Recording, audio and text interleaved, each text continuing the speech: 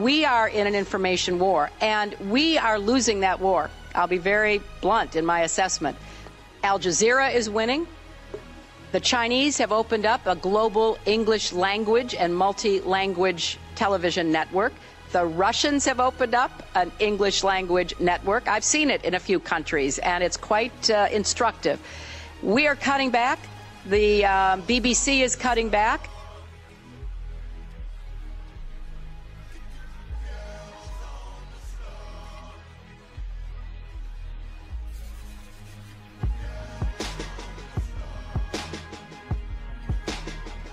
Look what happened in the UK on Friday.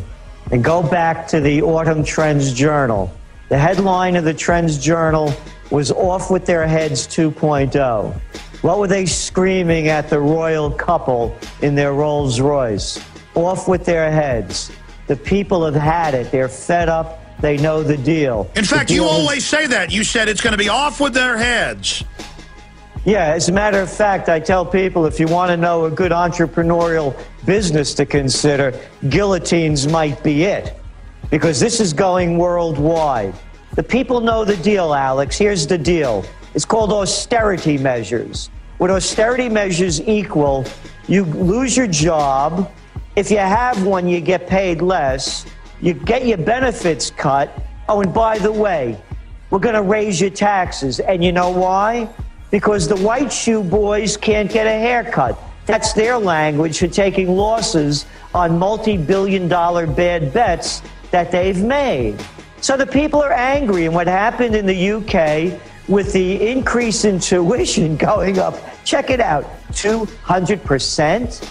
You think they're angry? And by the way, they also know that an education is a degree in worthlessness these days because it doesn't mean you're going to get a job. So if people want to look at something really hot going on, stay with that story and stay with this. They took it out of the British news like that. It was wiped out of the news, of the off with their heads news, the day it happened. So this is something really to focus in on. You don't want to vote.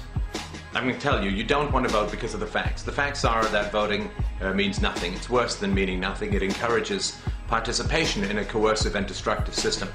It gives sanction to evil. And people have been voting for a smaller government for decades. Reagan is still called a fiscal conservative, though federal spending went increased two-thirds under his rule. The federal government has grown by leaps and bounds under the Democrats. Bill Clinton kept the bombing going in Serbia and Iraq. So you don't vote because you think that voting will set you free or restrain government in any kind of way, because you're not an idiot. I mean, I'm going to speak to you as an intelligent, aware, brilliant human being, which is, if you weren't, you wouldn't be watching this. And you know that voting is a pitiful plea. It is a beg. Please, master, give me back a little bit of what you have stolen. And I'm not going to insult you by pretending that that is an argument that is anything other than an emotional panic and a fear of increased predation and a begging for favors. The reality of the state is that they'll take whatever they want from you because they have the guns and the jails and the military, and that they will attempt to bribe you to get you to participate and give them moral sanction for their theft by getting you to participate in a system that allows you to choose this, that, and the other. Of course, you can only choose your master. You can't choose not to be a slave, which of course is why the whole thing is so patently ridiculous. This is a controlled patsy. Facts are facts. You can have your own opinions, but you can't have your own facts. And we have this same pattern that we've seen again and again. We have these individuals that have very limited mental equipment, but nevertheless they're able to work miracles. In other words, they can do things that a normal person would never be able to do. You'd be arrested, you'd be questioned, you'd be searched, you'd be stopped in some way. He gets out of countries, he's disheveled, looks like he's drugged, stumbling around. I mean, this is classic. He doesn't get on any serious list of for scrutiny or special search. And then we have this famous story of the well-dressed Indian who accompanies him. I saw two men, and they caught my eye because they seemed to be an odd pair. One was what I would describe as a poor-looking black teenager around 16 or 17, and the other man, a age 50-ish, wealthy-looking Indian man, and I was just wondering why they were together. Kind of strange. And I watched them approach what I would call the ticket agent, the final person that checks your boarding pass before you get on the plane. He gets from one plane to another thanks to this Patsy Minder, a Patsy chaperone or Patsy monitor. The only person that spoke was the Indian man, and what he said was, this man needs to board the plane, but he doesn't have a passport. And the ticket agent responded, well, if he doesn't have a passport, he can't get on the plane. To which the Indian man responded back, he's from Sudan, we do this all the time. And the ticket agent said, well, then you'll have to go and talk to my manager. And she directed them down a hallway. And that was the last time that I saw the Indian man, and the black man I didn't see again until he tried to blow up our plane. Then I'd be interested to see, is there a passport? Won't the FBI please show us a passport if there is one? They won't release the videos from Amsterdam. I mean, this is suspicious. Oh, yes. I think it's beyond suspicious. It's a clear case of a patsy.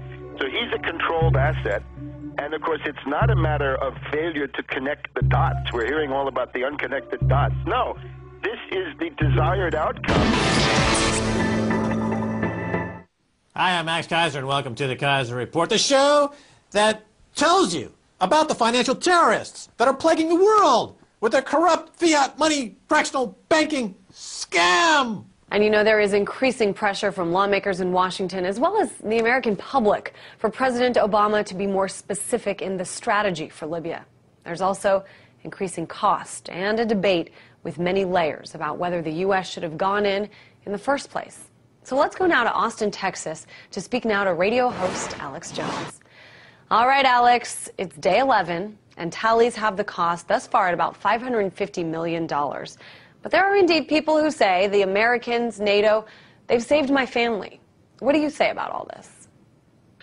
Well, I mean, that's just classic propaganda. When the United Nations is going along with the butchering that happened in Rwanda back in the early 90s, you know, nobody cared.